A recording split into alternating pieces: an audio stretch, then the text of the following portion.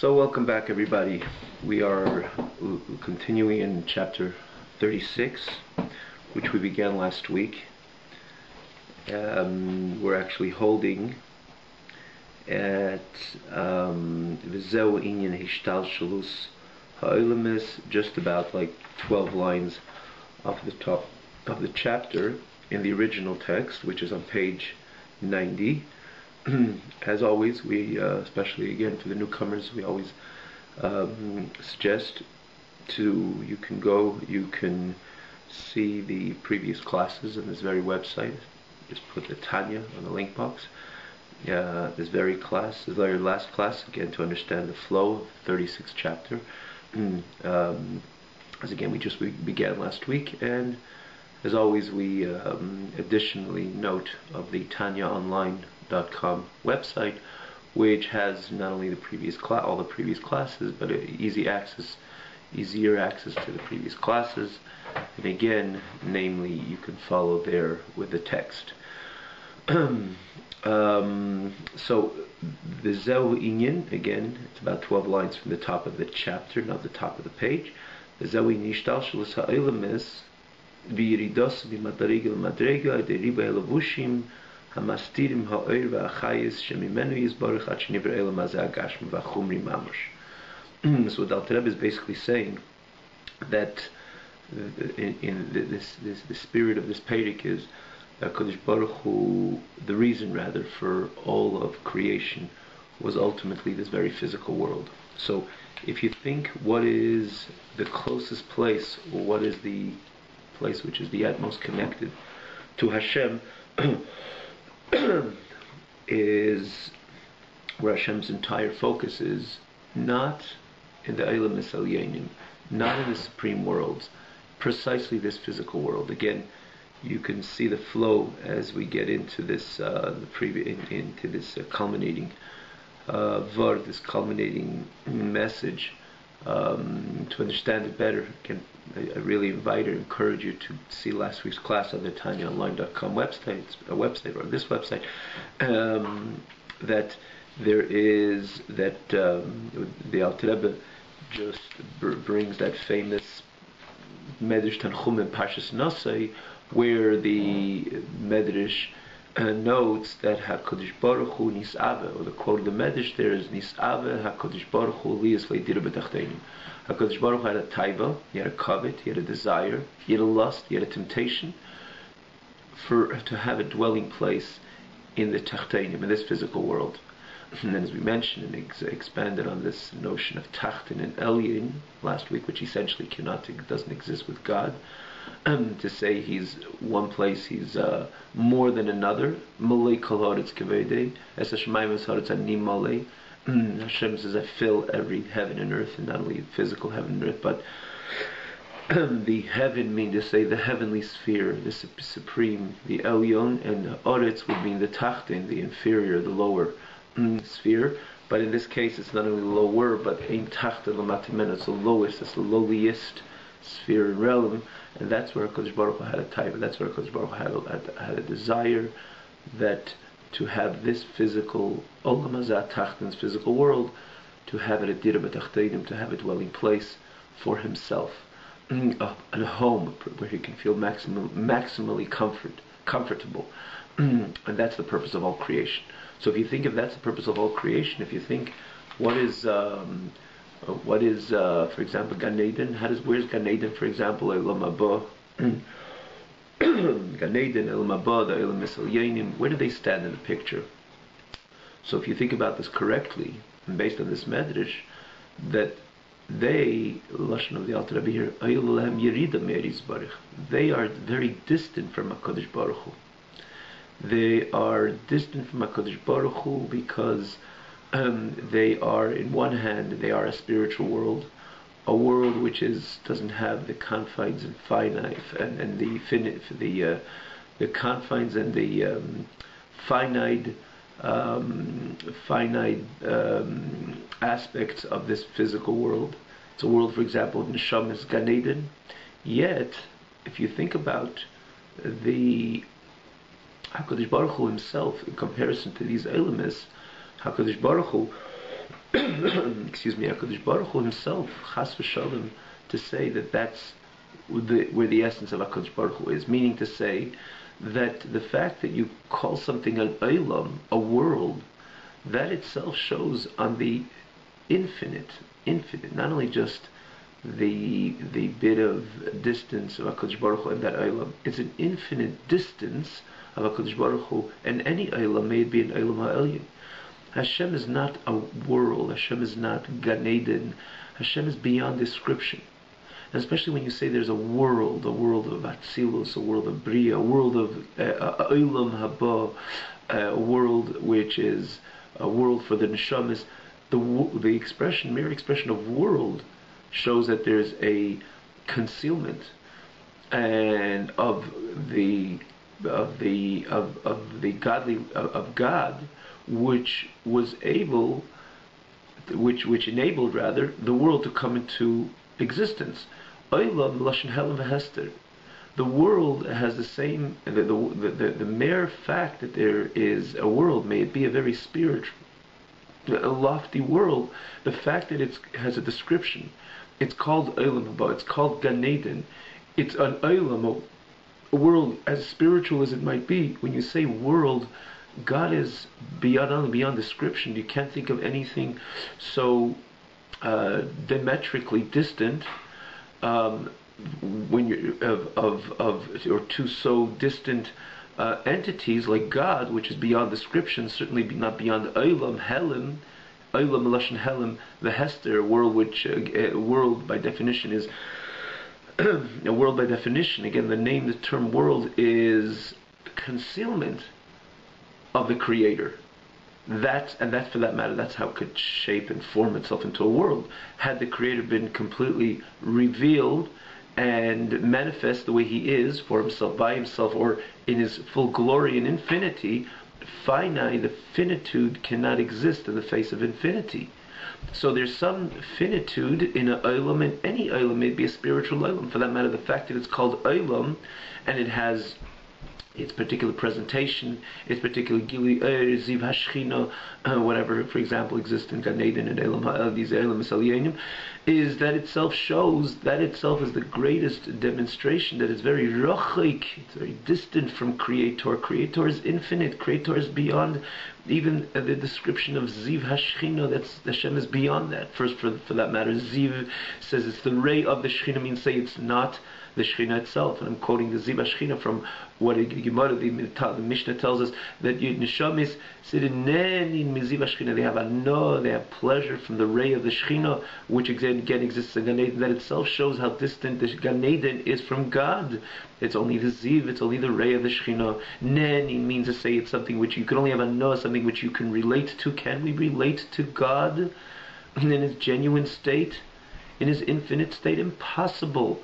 When you say hano neni, mean to say that you have pleasure of something. You only have pleasure. One has only pleasure of something you could relate to. And if you could relate to that and have a no to that, shows that it's very distant from the Creator. It's a spiritual world. You have a little bit more of Hashem's spirituality, but it's an olam. It's by definition, it's an existence which covers up on the Ein Sof of HaKadosh Baruch Hu. Olam cannot stand in the face of the true Ein Sof. Means it conceals the Ein Sof, and that's the way it shapes itself and forms itself into an Olam, as high as the Olam may be. Maybe Gan Eden HaElyon, Gan Eden, a Garden of Eden. These are descriptions. This is not God. It is not the Ein Sof of HaKadosh Baruch Hu, which is beyond description. Certainly a description of a Olam, which is again by definition something which conceals the reality of God, or conceals the Ein Sof of HaKadosh Baruch Hu, to say it better. And that's how it would be able to form itself in Olam. And again, irrelevant how spiritual this Olam is. So if you look in Gan Eden, in the face of HaKadosh Baruch Hu, it's a plunge. It's a nice, beautiful spiritual world, but in the face of HaKadosh Baruch Hu, it's rochik, it's distant. It's a plunge away from HaKadosh Baruch Hu. It's extremely, it's infinitely distant from HaKadosh Baruch Hu. The distance is in infinite levels, because HaKadosh Baruch Hu is Ein Sof, and this is a Olam. And that exists again with every single Eilam. It's a Yerida, it's a descent from HaKadosh Baruch Hu. So Gan Eden is an enormous descent of HaKadosh Baruch Hu. La'en kates. What about this physical world? So on the surface you say, well, such a spiritual world like Gan Eden is distant from HaKadosh Baruch Hu, how much more so this physical world, which it doesn't even allow us to adequately appreciate the godly reality. It opposes, on the surface at least, the godly reality. We are here to introduce a godly reality, challenge and fight and overcome these obstacles and challenges which interfere to the godly notion and godly presence. And this is what our purpose is, to be megala the emes Hashem la'elam, to reveal the true reality of Elam, which is ultimately God. So this is an Elam, if you think about Elam in the terms of Hel and Hester, concealment and cover-up, and the notion of obscurity on the Hashem Echad. Could we think of any other Elam, which again, the thickness of the Elam, the Hel and Hester, is so much more grave, if you will, in this physical world over Elam Ha'elyon, like a place like Gan Eden. So apparently this is even more distant than the Olam Ha'elyon from HaKadosh Baruch Hu. Comes the Alter Rebbe and says the opposite is so true. And the reason for this is because this is where Hashem's purpose was. Hashem's purpose was dafka this world. So that's where the core essence of HaKadosh Baruch Hu is focused and unites with and becomes one and demands of us, the Yid, to make him a dira, a dwelling place that just like a person is his own home. He conforms, the moment he steps out of his home, he's conforming to society in different level, if it's even shul or business, the workplace and so on and so forth. It's the street. It's not the way he is for himself by himself. It's precisely in his own home where he sits down on his own couch, kicks off his shoes. This is where I am. This is where I feel comfortable. And the difference between comfort in his own home to comfort outside, even though he could be in a place which he is enjoying, but yet it's not an essential type of comfort. It's not a comfort on the essential levels. As opposed to the person in his home, his essence is relaxed. Everything about him is relaxed because it's his own home. That's the way HaKadosh Baruch Hu wanted this Eilam Hazeh HaTachtin to be. Nis'ave, he had a desire that this Eilam Hazeh HaTachtin be that very home for him. And then he gave the mandate to every Yid to do so through learning Torah and doing mitzvahs, and again introducing the godly reality, but again different than the Eilam and Gan Eden, where the godly reality automatically exists. And namely, that's not where HaKadosh Baruch Hu had his taiva. That's not where HaKadosh Baruch Hu had his desire. HaKadosh Baruch Hu had a desire, dafka b'tachtenim, in this physical world. That's where he wants to reveal himself, the way he is himself, for himself, by himself. So this is where the whole Eibishter is. As opposed to Gan Eden, for example, it's a Yerida from HaKadosh Baruch Hu. It's a descent, it's a distant, it's a richuk. It's a very deep Yerida, it's a very deep plunge from HaKadosh Baruch Hu till Gan Eden, because, and namely, because HaKadosh Baruch Hu didn't create everything for Gan Eden. And one might ask, if that's the case, what's the Gan Eden there for? Well, the Gan Eden is therefore to reward the person. Because at the end of the day, neshama has a neni mizevashchin, as opposed to the struggles and the challenges, and it doesn't have the ability to adequately appreciate other than learning what it's all about, understanding. And here is the kavanah. Here you're bringing tainuk to the borei, as opposed to Gan Eden is tainuk to the nivra. Here you're bringing pleasure to the creator. Well, there it's your pleasure, the pleasure of the neshama, the pleasure of the nivra. So if you think about it, you step back and you say, what's greater, tainuk bayre, tainuk nivra, the pleasure of the creator to the pleasure of the created? Obviously the pleasure of the creator is infinitely greater.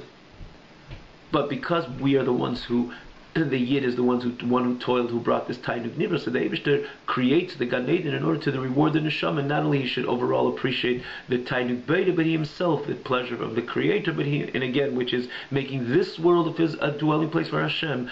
But he himself, the neshama itself, could have a tainuk, could have a pleasure, an experience that it could expand its pleasure. It could derive its pleasure from the Ziv HaShechina which exists in Gan Eden, and precisely Ziv HaShechina, that's the only way it could have Anoah, like we said before, it could have the pleasure of God, dafka, when it's not the core essence, because only a person could only have Anoah, have pleasure of something that is containable, is something which he could relate to. Therefore, it has to condense the to condense in the way. In other words, present Gan Eden is not the Shechina itself, for we would not be able to have Anoah from the Shechina. It has to be Ziv HaShechina, which means the light is reduced in a way that the neshama could enjoy it, have pleasure of it. So Kodesh Baruch Hu created this Olam Gan Eden in order to give, again, just to reward the neshama. But if you describe Gan Eden itself, it's a Yidin, the Meir Panav Yisbarach is very distant from HaKadosh Baruch Hu. Whereas the core essence of HaKadosh Baruch Hu, Dafkin Elam Haz, because that's where his tithe is, that's where his desire is. We once give a mashal, I think perhaps we give a little more clarity. Someone has to go to China, for example, and to the Far East, anywhere. And he's trying to strike an important deal with some merchants in this very dark alleyway in this city, in this province, in this city, in this municipality. There's an alleyway where there's a few merchants with a little store, a little shop, and that's where he's going to strike an important deal, which is going to make a very important difference in his life. He's going to strike wealth through that important deal. So he sits in his comfortable home where he feels great, and he says, if I'm sitting in my comfortable home, I'm not going to make it. So what does he do? So he has to fly all the way to the Far East, as an example. And he has to leave his own home. And it's very difficult for anybody to leave their own home, despite their flying in a nice plane, maybe first class and so on, and check into a 5-star hotel wherever they are. But home remains home. But nonetheless, he doesn't want to just be home, because he knows that at home he has to make sure he wants to have a parnasa at his home. He has to have parnasa in order to feel good in his own home, and if he doesn't have any funds to sustain himself, so his home is going to be incomplete. So he has to make up parnassus. He wants to bring important livelihood to his home, that his home itself he could feel good, he could be complete within his own home. And if he's going to sit in his own home without aggressively looking out for an important deal, so at that point, to make to strike a good deal, to bring him an important parnassa, his life won't be alive. He won't have the ability to appreciate his own home. Understandably, a person needs a parnassa. So for this, he's ready to leave his own home and start traveling, and then goes to the airport and gets onto a plane and eventually checks into an important hotel and so on. But what's the ultimate point? He should leave his hotel that very morning and start walking through the alleyways and find that little shop, those merchants, and make that deal, and then take that money and bring it home. Or the fact that he makes the deal, he already feels the comfort, what is going to be. Again, he lives at the moment of the comfort of his own home. Especially when he gets back home, he's able to share, or is able to appreciate this wealth and share it with his family. Someone's going to say that when you're dealing with, someone's going to say that, well, if you compare all the different steps in this trip, how could you compare standing out in the perhaps an unpleasant alleyway in this city, as opposed to sitting on a first class ticket, the first class seat in a plane, or checking into this beautiful hotel, out of this 5-star hotel. It's so comfortable, and the service is so great.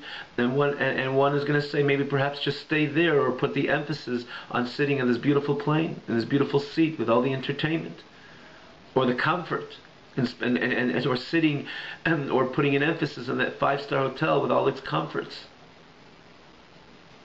So a healthy person would say, I don't care about that. I'd rather be home.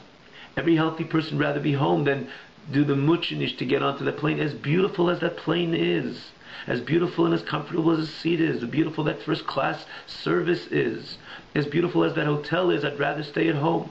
The whole reason why I'm taking this journey, and yes, I'm finding comfort here, yes, I'm finding comfort in the 5-star hotel, but it's ultimately to get to a place which is, again, not so comfortable, not so clean, and the ambiance is not as perfect as it is on the plane or in that 5-star hotel. Quite on the contrary, it's a bit dark and it's a bit uncomfortable, but that's where my deal is going to be. That's where I'm going to strike my deal. That's where the merchants are waiting for me, and that's where I'm going to That's where I'm going to bring the wealth that I expect in order to go back home and live a comfortable life in my own home, live comfortably in my own home. And had this been just around the corner, I would never take to go onto the plane with all the money I had. I would never just get onto a plane because it's comfortable and it's nice. I would never check in stamas it like that into a beautiful hotel, because everything is with a purpose and an objective. If I had this around the corner, the same deal I could strike. I'd rather just stay in my own home. And no one's going to say, well, what are you going to that alleyway? Don't you feel good in the hotel that you are? Maybe just spend the day in the hotel instead of heading out to the alleyway. And that's obviously a nonsensical approach. Because the whole purpose is, it's not a particularly nice place, but that's where I want. That's the whole reason for all these different important and nice and beautiful steps in this journey, which I try to make it maximally comfort, is to get to that alleyway where I'm going to strike that deal, because that's the purpose why I began this whole trip, this whole journey. So the think about it from HaKadosh Baruch Hu, the whole idea of the beauty of Gan Eden is a great yirida for HaKadosh Baruch Hu. The beauty of Elam HaTzilus, Elam HaBriya, and Yitzira, again, HaTzilus being the highest world, as we explained this in a few times, brought in a few svarim, that this world ultimately evolves from the supreme world. That's why HaKadosh Baruch Hu created a world which is Elyon, Tachtin, and the Tachtin is an Elam Elyon in comparison to the Elam Shalamata, meaning to say that it's like a chain. Hishtal Shalut, that's why it's called Hishtal Shalut. There's a world which is less Elam, more godly, then that itself is light is condensed, and then the world of Bria it comes into existence. But in Bria there's again less light, less godly. The godly reality is less overt than Atzilus, but yet it's an Elam Elyon in comparison to the lower world, which is Yitzira. And the same thing, Yitzira to Asiya till Asiya, Gashmis, the light is so condensed in the previous world. This world is created, a world which is completely conceals the emes Hashem la'elam, the godly reality. Again, we are at least on the surface, and we are here to be megaleh l'kus ba'elam, to reveal godliness in this world. But the world on its own evolves, one world after another, ishtalshalos, till in every world condenses the light and the godly, the obvious godly reality, again in comparison to the level of that world, or based on the state of that world, condenses that. So the world shalamat mimenu, which is ultimately emanated and created from that, has less godliness. Again, like a chain, and so on and so forth, till this physical world was created. Even though this physical world, and again, after all these sinsumim, concealments and contractions of the Eid Leki, of the godly light, a world ultimately appears which on the surface not only does not identify with the godly reality, but quite on the contrary, opposes, at least on the surface, opposes the godly reality. And we're supposed to take away all the oppositions and break away all the fences and barriers to reveal, yes, Einid Milvad, even in this physical world, there's nothing else other than the reality of God, which that's in essence the truth. From the perspective of the core essence of God, there's no difference of this world and any Elam HaElyon. The only thing is on the surface.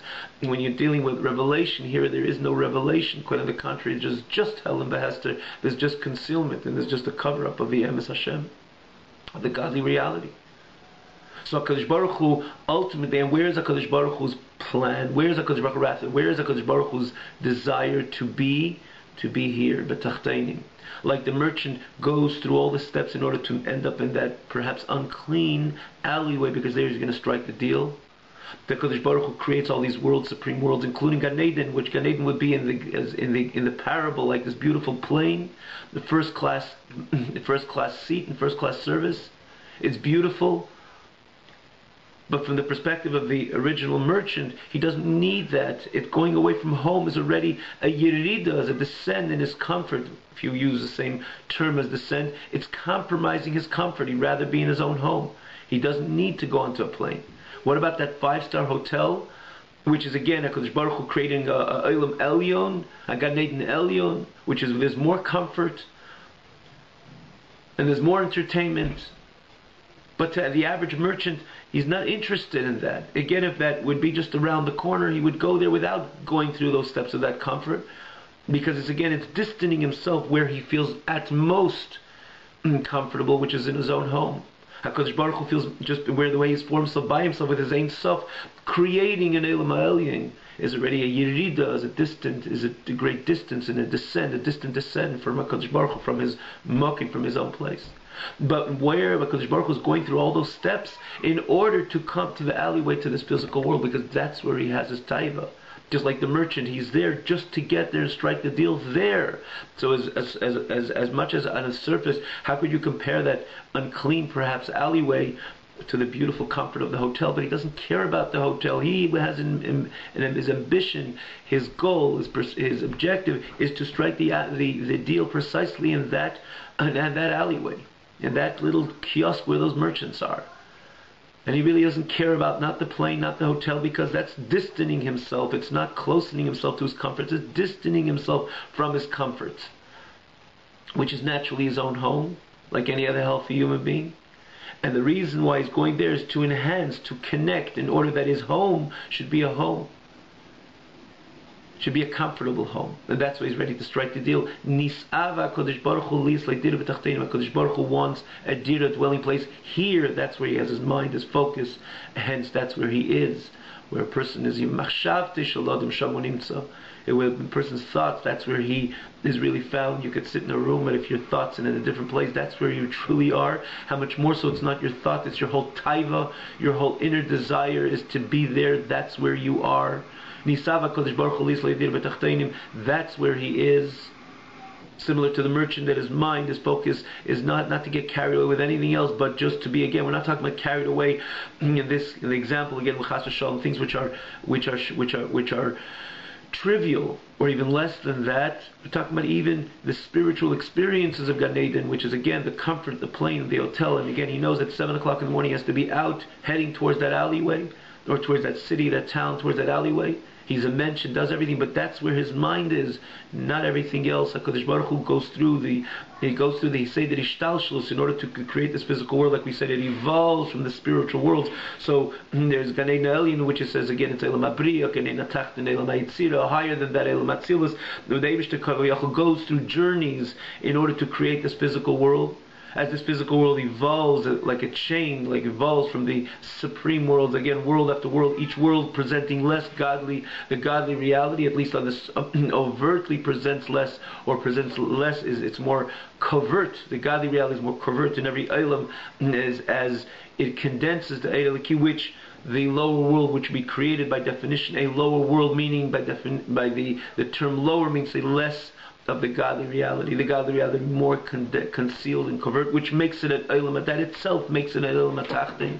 So again, the Eilam HaElyon is where there's more, the godly reality is more manifest, the Eilam HaTachton, which is not less manifest, and so on and so forth. So HaKadosh Baruch Hu goes through these stages, but ultimately, where is his heart, where is his taiva, is in this Eilam HaTachton, in this very physical world.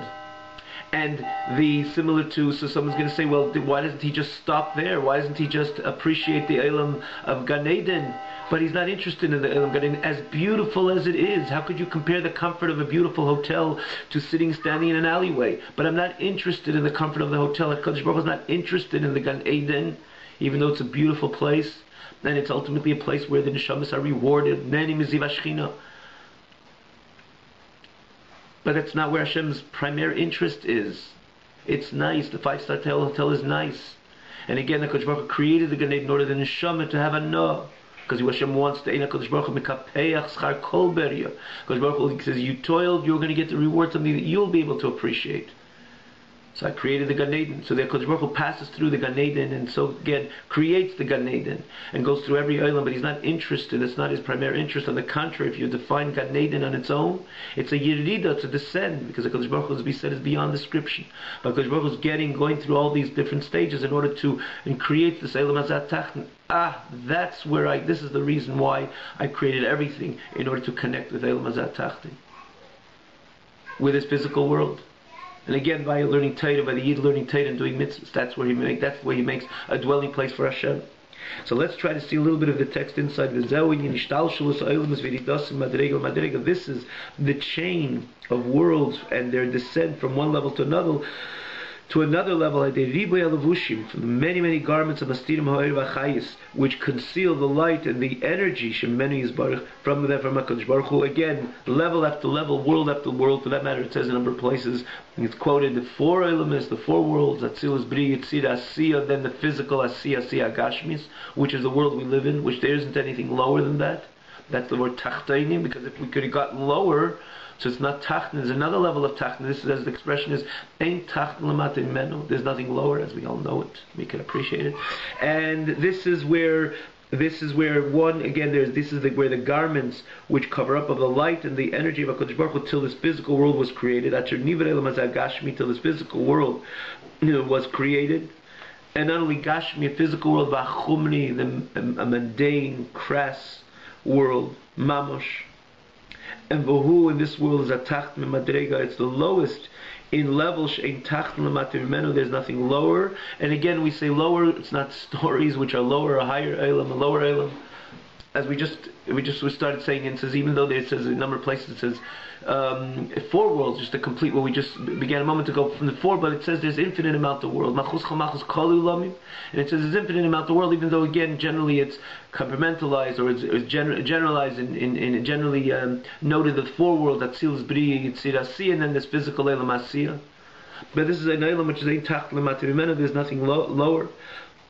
Again, not lower in place, in level, but not lower in place, but understandably, as we repeat it time and again, Tachten in a way that Binyan Hester Eiri is Baruch, it's the lowest which conceals and obscures the light of HaKadosh Baruch Hu. And where there exists a Cheshach Kafel Mechupel, a literally translated a double and quadruple darkness, again as we know it, Atrumali Klipas Sitrach, a world which is full of impurity, which is again the term Klipa and Sitrachra, which we had many times in Tanya. We always try to repeat why the term Klipa and Sitra Achra. And when it comes to the spirits of impurity, because Klipa is the shell, which is again not the main. The main is the fruit. The main part of it, for example, an orange is the fruit. The shell just covers up of the fruit. It's something which you throw out, similar to this is the world of impurity, as opposed to the world of divinity. The Sitra Achra, the other side, meaning to say that we don't even dignify with a name. It's just the other side, meaning to say that everything is namely about HaKadosh Baruch Hu, the Kedushas Shel HaKadosh Baruch Hu, the holiness, the sanctity of HaKadosh Baruch Hu. Anything which opposes or stands and presents as another message than the godly message and the godly reality is again, which is the Olam, which is the impure forces, the Tumah, the impure forces. Again, we call it Sitra Achra, the other side, without even dignifying with a name, because Mitzad Emes, from the true perspective, there is only one entity in existence, which is Elam HaKedusha, which is rather Kedusha, which is HaKadosh Baruch Hu and his Kedusha and his divine sanctity.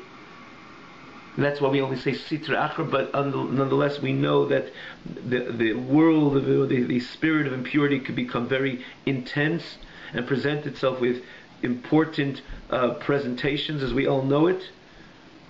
And this is what this world is. It's a world which is dark, meaning to say that the godly light is completely obscure, that is full with klipas and sitra achra, again in the impurity of the impure forces of Tumah. Sheim neged Hashem mamash. They not only stand again in and disturb, that you could identify maybe them easily as a test, as something which HaKadosh Baruch Hu wants us to overcome, but they come many times in full force. And not only that, they stand not only to entice or to draw the person in other directions other than the godly direction, but they stand with their determination, and they make it obvious that Sheim neged Hashem mamash, that they oppose God mamash. They mamash oppose Hashem loymar ani va'afsi oid, to say I am and there's nothing other than myself, which is again the narcissism, the ego of klipa, of tumah, which says yes, it's about me and it's not about God, which is again encapsulating the general picture and the general scenario of Elam Hazeh, and we don't need to elaborate, as we all know it. Ani v'afsi oid, which is again a term for example by Pare, it says li'oidi v'ani asisani, the great ego. Pare with his great ego says, I am the one who created the Nile. You didn't create nothing, you created nothing. You're a pawn on Hashem's chessboard, but this is what Elam Haza is. It says, Aniva Afsiyed, it's about me. The yeshus and the ego, again, embedded into the fabric of Elam Haza. And that's what makes it a tachten she'ein tachten lamata mimenu. Nothing lower than this lowly Elam Haza, and that's where Nisava Kodesh Baruch Hu, that's where Kodesh Baruch Hu had a taiva to come into a world which represents heresy and beyond, and does everything to obscure the Eid Hashem. So that's the ultimate purpose why HaKadosh Baruch Hu allowed himself to drop out of his own domain, similar to that merchant, to drop out of his house and start this journey. HaKadosh Baruch Hu dropped out of his own domain, his infinite domain, and allowed the concealment of the light in order that even a world like Atzilus, the most supreme world, could come into existence. But nonetheless, from the perspective of HaKadosh Baruch Hu, is dropping out of his domain, his infinite domain. Atzilus cannot exist in the face of true infinity of HaKadosh Baruch Hu, despite Atzilus is a spiritual world which carries much of the, or demonstrates much of the infinity of HaKadosh Baruch Hu, yet it's an Olam Atzilus. An Olam Atzilus, Olam in the face of Creator. It's a Yerida Be'ein Arecha, Yerida Be'ein Arecha, a infinite distance, an infinite descent from the way the Hashem has formed himself by himself in his infinite domain. So why did Hashem drop out of his place? Why did he drop out of his place? And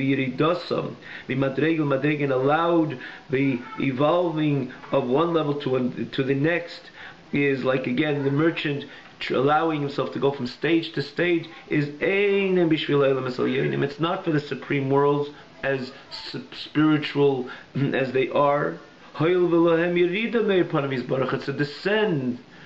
It's a descent from HaKadosh Baruch Hu's, the light of HaKadosh Baruch Hu's face, blessed be He. But as we just said, HaKadosh Baruch Hu's Ein Sof, creating an Olam. Even the Olam is a supreme world. Atzilus is even higher than Gan Eden.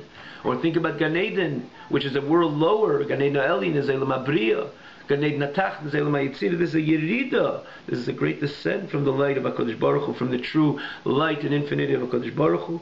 Similar to the notion that the merchant cares not about the beautiful plane ride or the beautiful hotel. It's a Yerida. He'd rather stay at home in his own living room, the comforts of his own couch in his own living room around his own family. As comfortable and beautiful that plane ride or that 5-star hotel is.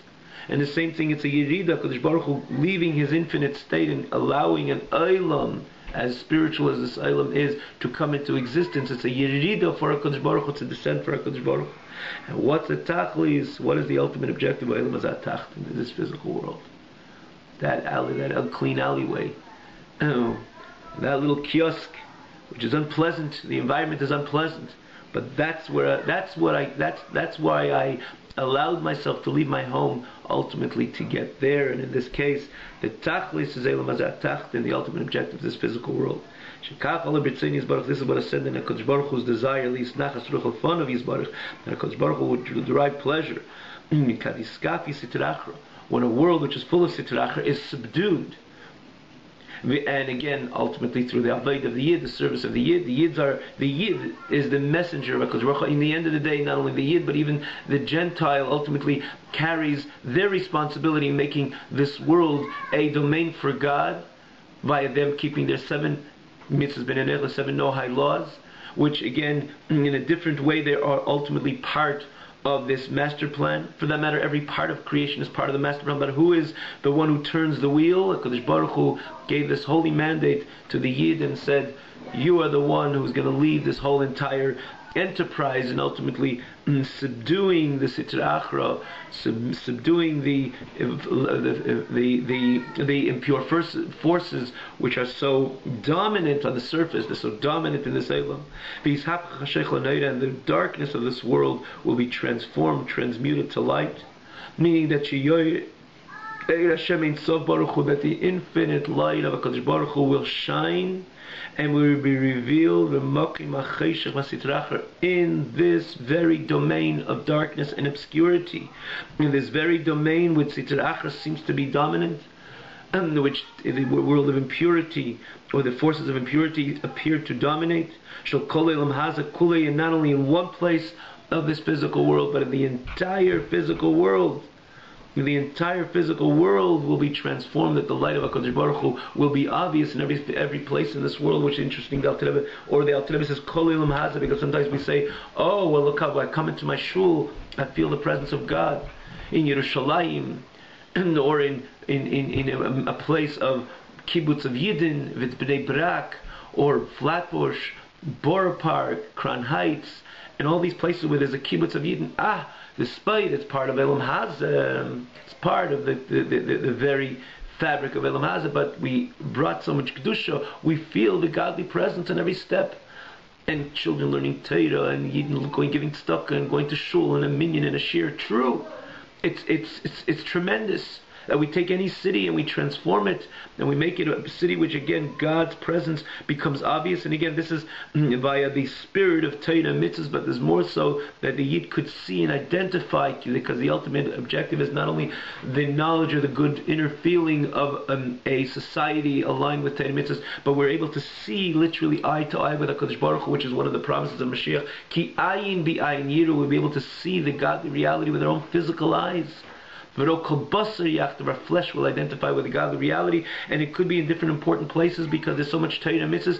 We're more in tune, and again, how much more in tune can we be? There's no limit for Hashem as Ein Sof. We could again try to find and seek and search till again we identify not only the good spirit of Torah and mitzvahs, but literally to see eye to eye with the godly reality, which is the ultimate objective and purpose of HaKadosh Baruch Hu. But Alter Rebbe says, Kol Elam Hazeh. It's not only that one place, it's every single place in this world. If you travel to China, there has to be a place of China, for any city in China, for example. The Far East has to be completely a place where you feel or you can identify with the same kedusha like in the place where you are in any of the above mentioned cities.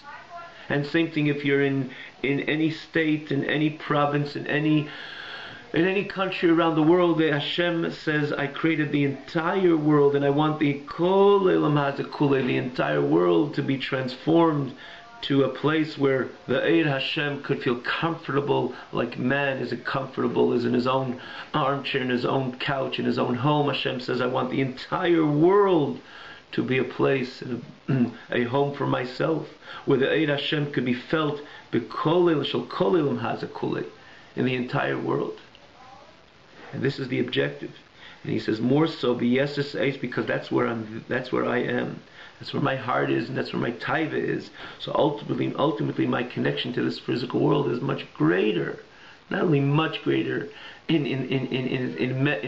measurable with a measurable bar. Infinitely greater.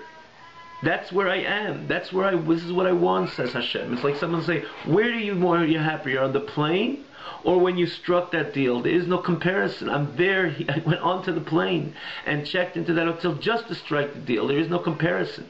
So where is HaKadosh Baruch Hu?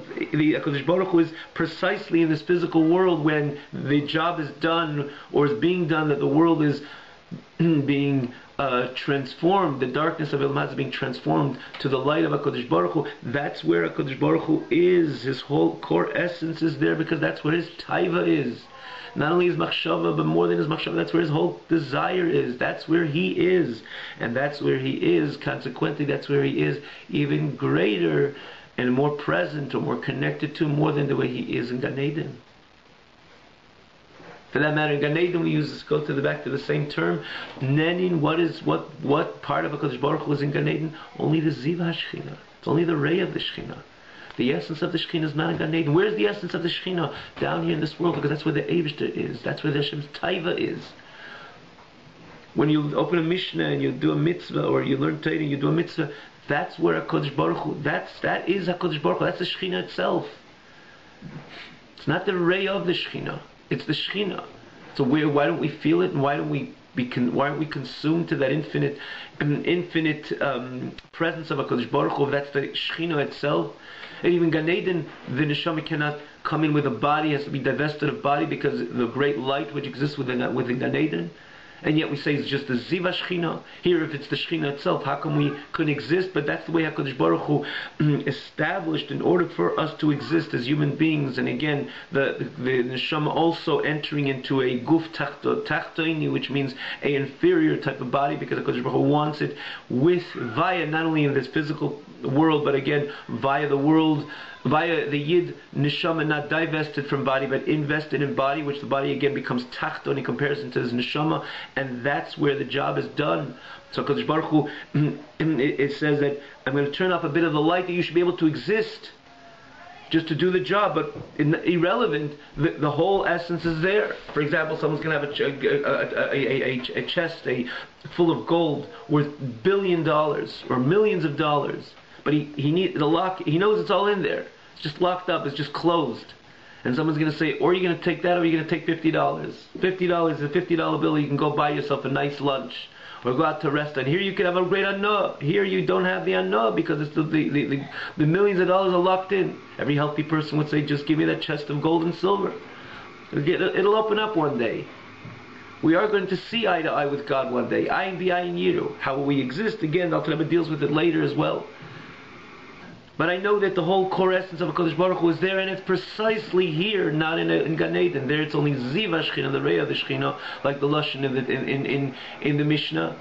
As opposed to here, it's the Shechina, the essence of HaKadosh Baruch Hu. And that's what he says, B'yeser Eis, with greater intensity in this physical world, with greater strength, B'yisrin ha'er min ha'cheshech, and the great light comes precisely from the darkness, which is again a pasuk which Shlomo Melech says, I see the Yisrin ha'er, the great light, as it comes as a result of the darkness.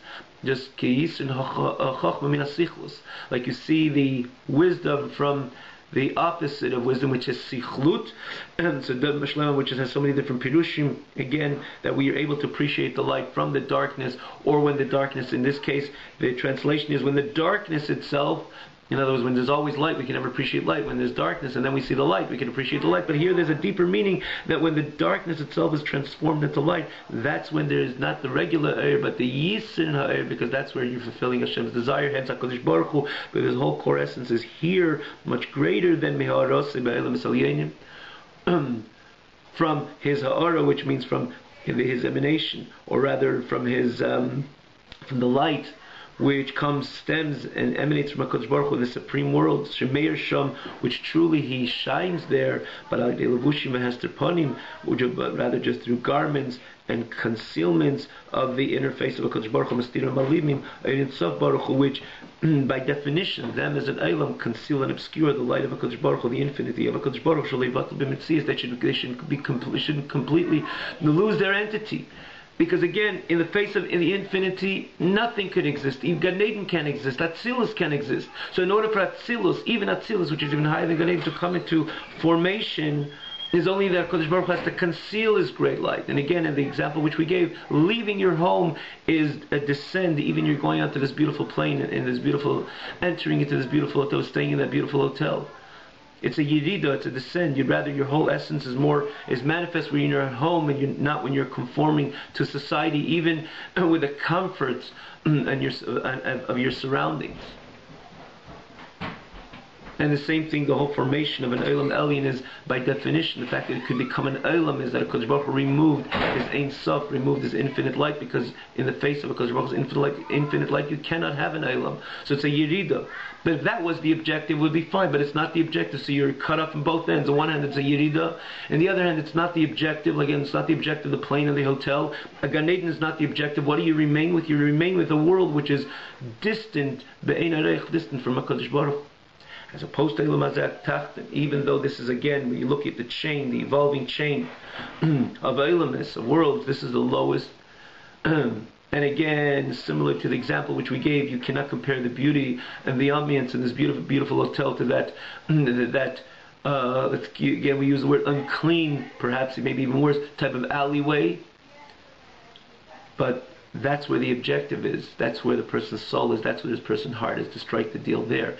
This world, even though by definition it's a lower world, so you have the Olam, the notion of Olam, more intense, which means And that's why we see the results. The notion of Olam Helavasa, the concealment of the Creator, is greater, more intense in this world. That's why we see the results. You have a world which is full with Klipin Sitrachas saying Aniva Afsiyed. A narcissistic world, a world by definition with such great ego, denying the very oneness of Hashem, which is its own, in only sole existence. So you see over here the great Yerida, another step of a Yerida, of the notion of Olam, meaning to say the concealment of and the obscurity over the Eir Hashem. But the advantage is that this is where the whole Eivishter, this is where the whole, this is the whole purpose of creating every Eilam. That's the objective of God. And Yisava Kodesh Baruch Hu Lisla Dira B'Tachtenim. He wanted, his heart is there. So if his heart is there, that's where he, and we say he means his whole core essence, the Ein Sof, the core essence of HaKadosh Baruch Hu is precisely in the Eilam Hazatachtin, as in the parable we just gave. That's where the person's heart is. It's a strike a deal precisely there, even though on the surface it's so different than the previous conference that he had. So that's what you have again. That's what Dr. Rebbe says. That ultimately HaKadosh Baruch Hu is here, even greater and higher, or rather much more connected on core essential levels than the Eilam Esayenim, the supreme worlds. Have a wonderful night.